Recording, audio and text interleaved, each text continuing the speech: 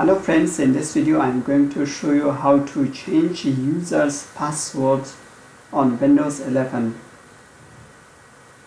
To do this, simply open the CMD, click on search and then enter CMD.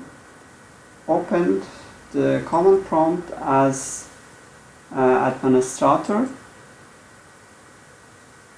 confirming with yes, and then enter net DLWIZ and press enter.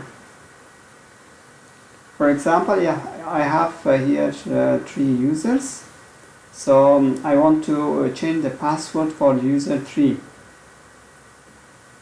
Just click on reset password and enter a new password.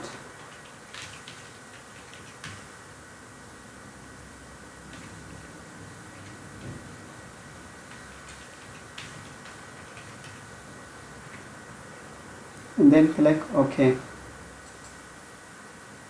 So the user password is changed.